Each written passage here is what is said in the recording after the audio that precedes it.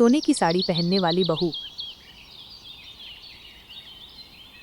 माँ जी, देखिए तो अपनी लाडली बहू को, सुबह से शाम तक ये सोने की साड़ी पहनकर घूमती रहती है, जैसे हमारे घर में और कोई काम ही नहीं है।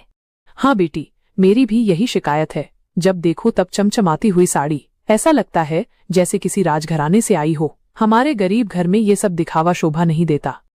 क्या हुआ? आप दोनों क्या बातें कर रही हैं? हम तुम्हारी सोने की साड़ी की बातें कर रहे थे। क्या जरूरत है हर समय इसे पहनने की? कोई मेहमान आए तो समझ में आता है, लेकिन घर में। माँ जी, यह साड़ी मुझे मेरी माँ ने दी थी। ये मेरे लिए सिर्फ एक कपड़ा नहीं, उनका आशीर्वाद है और मुझे ये बहुत पसंद है, इसलिए मैं इसे पहनती हूँ। अगर आपको कोई परेशानी हो रही है तो मैं आगे से ध्यान रखूंगी। हाँ, हमें तो बहुत परेशानी हो रही है। सारा दिन इसकी चमक दमक हमारी आंखों में चुभती रहती है। सुरेश अंदर आते हुए, क्या हो रहा है यहाँ? माँ जी, कमला, तुम दोनों रानी से क्या कह रही हो? तू चुप रह सुरेश। अपनी पत्नी की तरफदारी करना तो कोई तुझसे सीखे। हम तो बस उसे समझा रहे थे कि थोड़ा साधारण कपड़ों में भी रहा करे।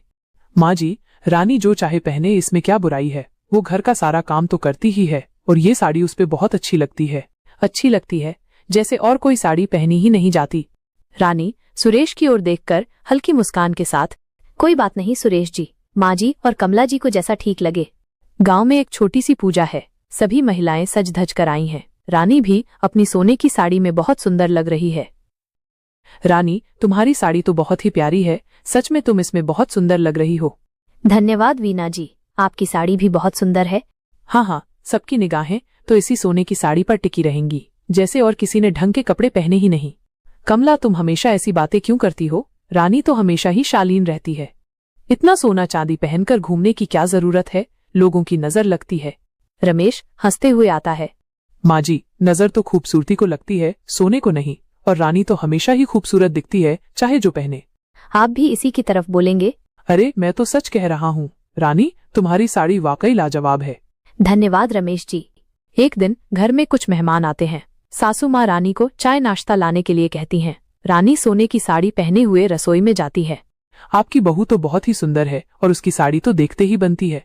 हाँ जी, ऐसा लगता है जैसे लक्ष्मी जी स्वयं आपके घर में आ गई हों। सासू माँ थोड़ा गर्व महसूस करते हुए, हाँ, बहू तो अच्छी है। कमला मन ही मन जलते हुए, ये सब इस सोने की साड़ी का कमाल है।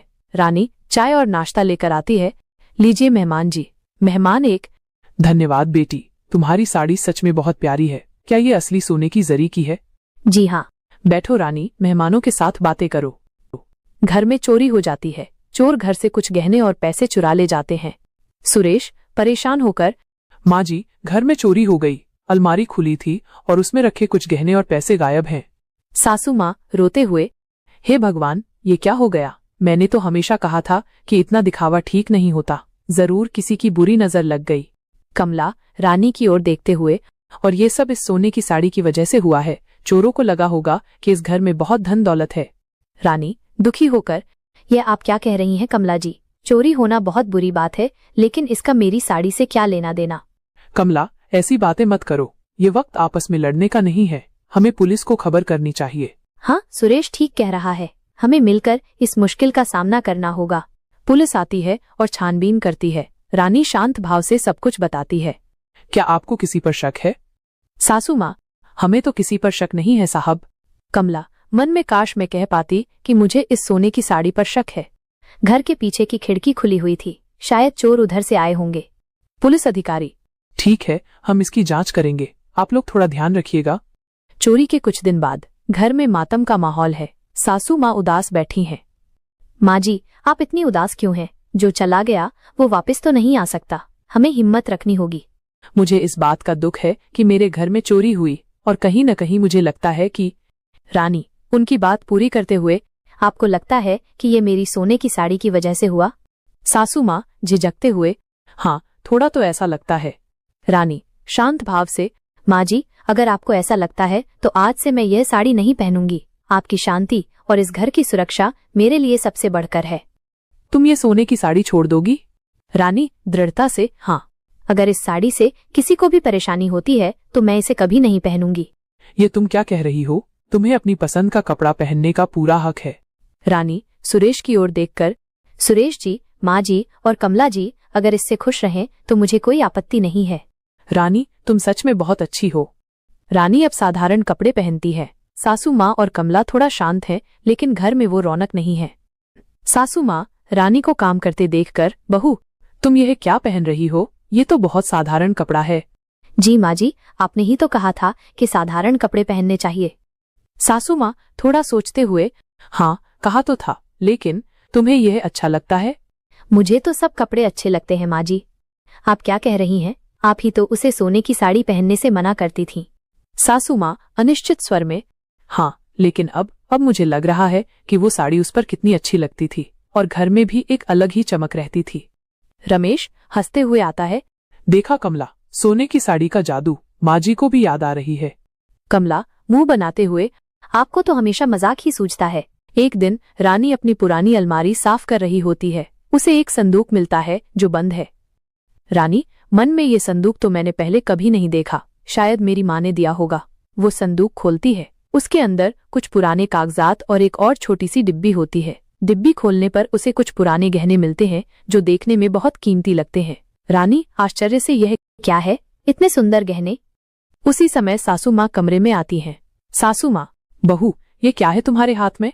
माँ जी, यह मुझे अपनी पुरानी अलमारी में मिला। क्या आप जानती हैं ये क्या है? सासू माँ गहने देखती हैं और चौंक जाती हैं। उनकी आंखों में आंसू आ जाते हैं। सासू माँ भावुक होकर, ये तो मेरे ससुराल के पुराने गहने हैं। ये तो चोरी हुए सामान से भी ज्यादा कीमती हैं। क्या? लेकिन ये मुझे कैसे मिला? सासू माँ याद करते हुए, हाँ मुझे याद आया। चोरी वाले दिन मैंने डर के मारे ये संदूक तुम्हारी अलमारी में छिपा दिया था। सोचा था बाद में निकाल लूंगी, लेकिन फिर मैं भूल गई। कमला हैरानी से, तो इसका मतलब चोरी तुमने नहीं की थी? सासू माँ पश्चाताप से, नहीं बेटी, चोरी तो किसी और ने की थी और मैंने बेवजह अपनी बहू पर शक किया। रानी मुस्कुराते हुए, कोई बात नहीं माँ जी, गलती किसी से भी हो सकती है। पुलिस चोर को पकड़ लेती है और चोरी का कुछ सामान बरामद हो जाता है। सासू माँ अब रानी के साथ बहुत प्यार से पेश आती हैं। सासू माँ रानी के लिए खाना परोसते हुए, बहू आज मैंने तुम्हारे लिए तुम्हारी पसंद का खाना बनाया है। धन्यवाद माँ जी। से रानी मुझे माफ कर दो, मैंने तुम्हें बहुत गलत समझा। तुम्हारी सोने की साड़ी को लेकर भी मैंने बहुत कुछ कहा। कोई बात नहीं कमला, अब सब ठीक है। रानी तुम सच में बहुत सहनशील हो। हाँ रानी, तुम्हारा दिल बहुत बड़ा है।